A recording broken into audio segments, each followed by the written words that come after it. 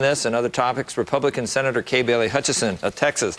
Senator, great to see you. Thank you, Joe. Great to be here. What fate lies ahead for the AMT in the Senate, Senator? Well, we all support the AMT patch. We think it is the right thing to do, but we don't support taxing other people in order to keep a tax cut that we have had or a tax advantage.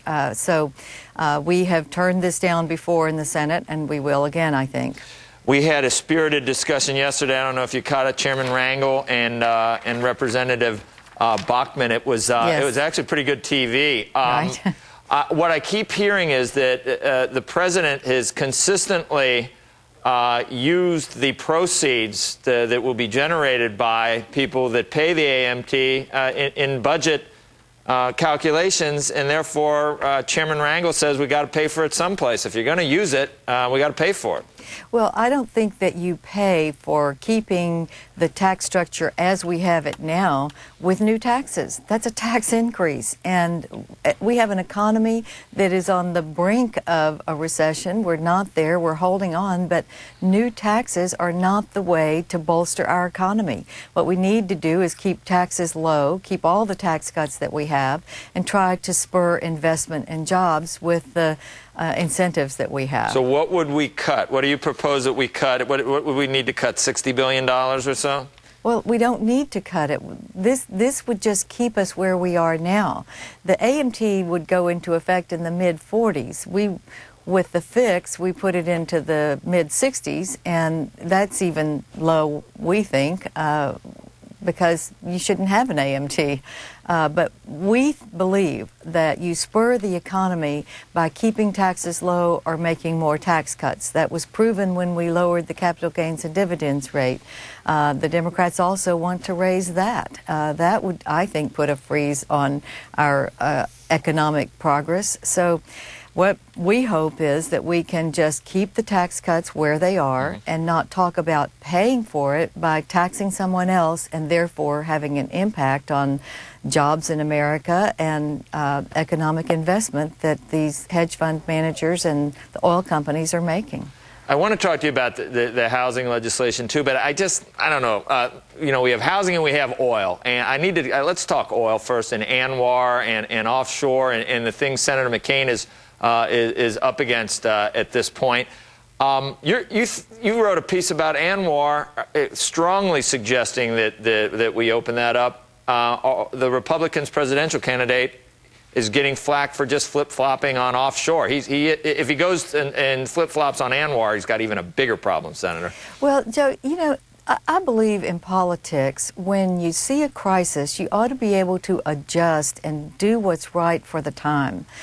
In business, that's what we do, and that's considered a good manager, a good CEO. You adapt to changes, but in politics, you get accused of flip-flopping, and it lasts for a two-week flap. I think we are in a crisis right now on energy. It's hurting every business in this country. It's hurting every family in this country, people on fixed incomes. So I think John McCain was absolutely right to say, okay, let's protect the environment and drill offshore. We know that technology has improved over the last 50 years and that we can drill and we can keep our economy and our environment safe. That's what John McCain wants to do. I wish that he would look at ANWR again, because it is a huge resource, it is environmentally safe, and it's in an area that doesn't have any trees. What does he say forests. to you? What does he say when you bring up ANWR, Senator? Well, he has taken a position, which many people did, that we shouldn't do anything in this pristine wilderness, and I respect that. But we have now gasoline $4 a gallon. You know all of the problems that we're facing in this country with the rising prices. So I think it's time to say, okay, let's do a balanced plan. Let's do some production, let's do conservation measures, and let's do renewable incentives. And if we can do that for the next 15 years, then we hope that we will be free of the need for fossil fuels, and we will have the renewable energy. We need nuclear plants. John McCain is for that, but the Democrats are not.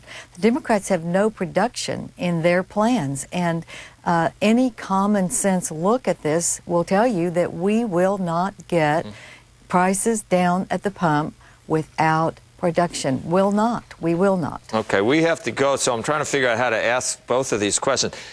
If you are the vice presidential candidate, would you support the housing bill? How's that? I mean, that's kind of a 2-in-1, a two-for-one. Let's take the housing bill. Certainly, I think the housing bill is very good. It's a bipartisan bill, and we are going to pass it.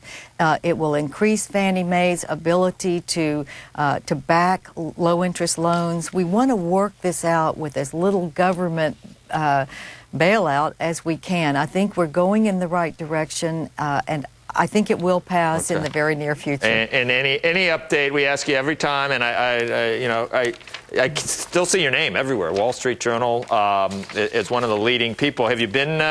Where's that ranch where those other 3 guys went? Have you been out there for a bar? I have not been invited to Arizona, so that should be a good sign, right? No barbecue in Arizona. I guess they're afraid to ask a Texan to have barbecue in Arizona. All right, Senator. Thank you very much. Appreciate your time today. Thank you. Okay.